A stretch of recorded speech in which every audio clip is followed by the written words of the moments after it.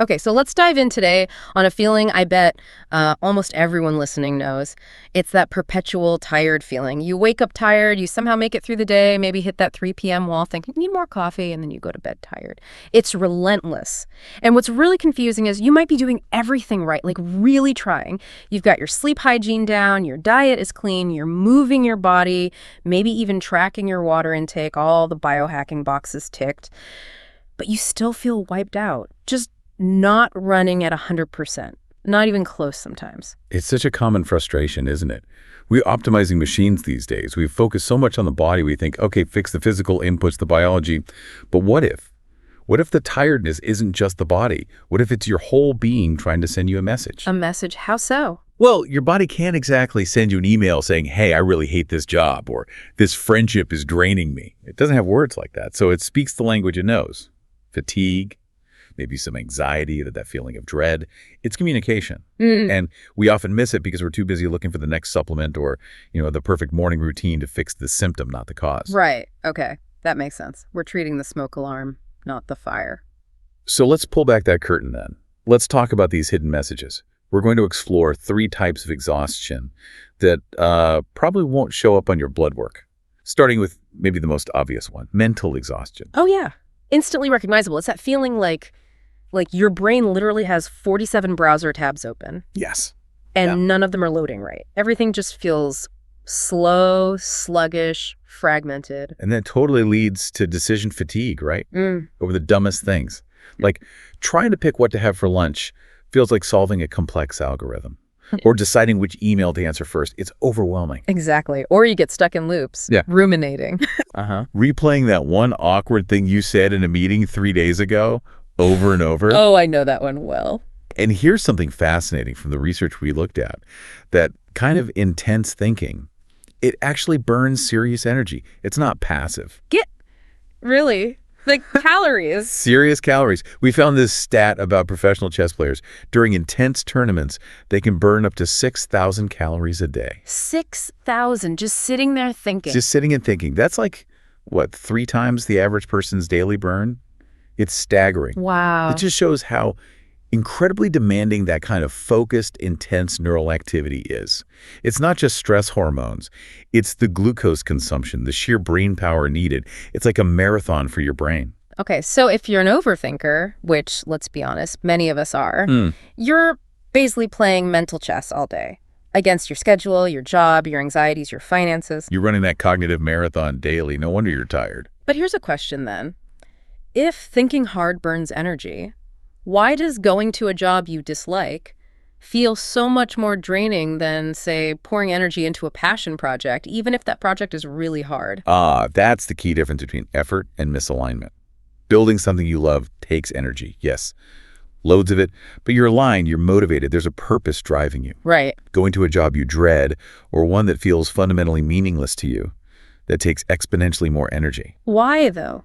Is it the pretending? It's largely the internal resistance. It's the energy it takes to put on the mask every day, to get up, commute, walk in, and pretend you want to be there, pretend it's fulfilling. That performance. Yeah. Yeah, that sounds exhausting. And then there's that underlying thought, maybe conscious, maybe not.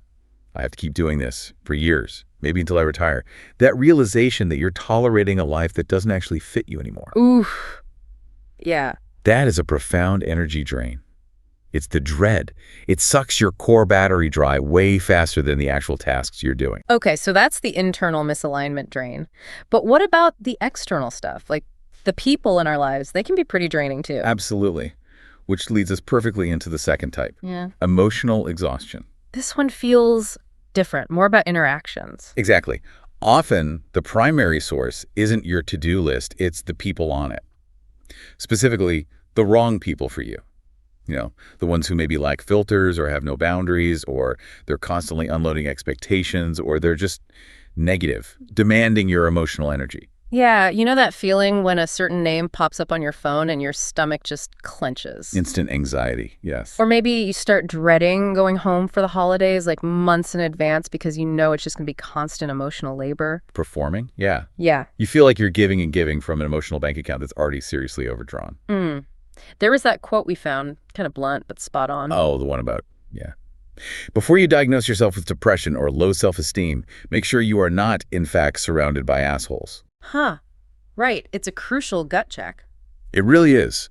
We're so quick to blame ourselves, our own resilience, when maybe the environment is the actual toxic element. Everyone knows someone like that, don't they? That friend, that relative. You spend 5 minutes talking to them, and you feel like you need a 3-hour nap afterwards. You feel heavier. That immediate feedback is so important.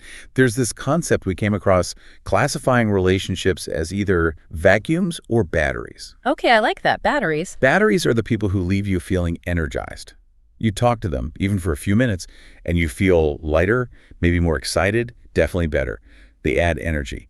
Net positive. Nice. And vacuums.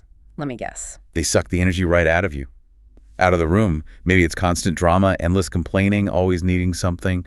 They leave you feeling totally depleted. We need more batteries, fewer vacuums. Simple, but not always easy to manage. Not easy, but crucial.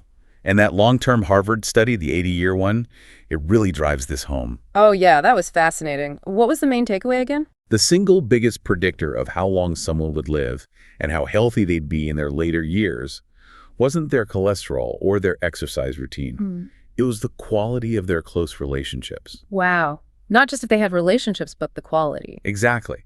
People with warm, supportive, close relationships lived longer, healthier lives. Those who felt isolated or were stuck in high-conflict, toxic relationships, they lived shorter lives and experienced more health problems earlier. So emotional exhaustion isn't just feeling drained. It's potentially impacting our physical health long term. It's creating chronic stress, Yeah. inflammation. It's physical. You absolutely cannot separate emotional well-being from physical well-being in that context. That really puts setting boundaries in a new light. It's not selfish, it's self-preservation. Precisely. Okay, so we have mental burnout from overthinking and misalignment, emotional drain from difficult relationships. What's the third layer? You mentioned a deeper one. Yes, the third layer is often the most subtle, the hardest to pin down. Let's call it spiritual exhaustion. Spiritual, like religious. Not necessarily religious, no. More about your core self, your essence, your sense of purpose and meaning. This is the exhaustion that often makes no sense on paper. What do you mean? Like you might look around, everything looks good. You have a successful career, maybe a nice house, good family, money in the bank, you travel. Objectively, things are fine. Right. But something just feels off deep down. There's this persistent ache, maybe a tightness in your chest when you think about the future, or this nagging question in your gut. Like, is this it? Is this all there is? Exactly that. Yeah. Is this really what my life is supposed to feel like? It's a disconnect A disconnect from what? from who you truly are or who you feel you're meant to be. It often comes from living out of alignment. You're showing up every day as the version of yourself you think you should be, the responsible one, the successful one, the one who keeps everyone happy. Instead of the version you actually want to be deep down. Precisely. You're wearing a mask, maybe one you've worn for so long you barely notice it, but your deeper self, your soul, your being, whatever word resonates with you, it knows. And that knowing causes exhaustion. It starts as a whisper, doesn't it? A little nudge saying, this doesn't feel quite right. But if you ignore it, that whisper gets louder. Eventually, it starts to yell. And often, that yell manifests as chronic, unexplainable fatigue. So the fatigue is like a signal from our deeper self trying to get our attention. It's your body, your entire system trying to slow you down or even shut you down to get you out of a life or a way of being that is fundamentally not working for you anymore. It's protective in a way. Wow. So if you're feeling that deep, bone-tired exhaustion that no amount of sleep seems to fix, and maybe you're not lazy. Maybe you're just profoundly misaligned. It's a very real possibility. Your system is essentially saying, I cannot sustain this path. I can't keep pretending. I need truth. I need change. You can't keep being the accountant for 40 more years if that's not authentically you. Okay. Mental, emotional, spiritual. Those are 3 powerful layers of exhaustion. It paints a much clearer picture than just, I'm tired. So, now what? We've identified these drains. What are the first steps someone can actually take? Because, quitting your job or ditching your family isn't exactly feasible for most people today. Right, and that's not the first step anyway. Massive, immediate changes aren't usually the answer. The first step is much simpler. Building awareness. Acute awareness. Okay. Step 1, Awareness. How do we do that practically? Start by getting curious, not judgmental. Tune into your body's immediate signals throughout the day. Ask yourself, when exactly does my energy just plummet? What specific interaction, task, or even thought makes the tank hit empty? Noticing the trigger points. Exactly. Yeah. And who makes you feel heavier after you talk to them? What commitments do you find yourself dreading, maybe even secretly resenting? Be honest with yourself about those feelings. Yes. Remember that hot stove idea. Mm-hmm. The body's message is often instant. If thinking about Sunday dinner with the in-laws makes you instantly tired, that's data. Don't ignore it. Okay, notice the drains, write them down maybe. Definitely note them down. Resist that urge to immediately rationalize it away, like, oh, but I have to do this because. Just notice the feeling first. Got it. What's step 2? Step 2 is to ask why. Dig a little deeper than just identifying the drain. Ask, what is this fatigue actually trying to protect me from? Why does this particular thing drain me so much? Going beyond the surface symptom. Right. Am I doing this obligation just because I've always done it? Is it a habit? Or am I doing it consciously or unconsciously to keep the peace, even if it means sacrificing my own energy, my own self? Ooh, that's a tough question. Asking, am I losing myself to keep the peace? It is tough, but crucial. A practical way to approach this could be quick journaling. Instead of just, why am I tired? Hey, try prompts like, what truth am I avoiding telling my boss partner self? Or, if I didn't care at all what anyone else thought, what would I stop doing right now? That bypasses the logical brain that just wants to maintain the status quo. Exactly. You tap into that deeper knowing. Because remember, your body is brilliant. It doesn't operate based on social niceties or expectations. It cares about safety, survival, alignment. Yes. Yes. Its job is to keep you safe, alive, and as aligned as possible. We just need to start listening to its signals, its truth. Okay, notice the drains. Ask why they're draining. What's step 3? We need some energy back. Step 3 is about actively identifying and integrating your true energy sources.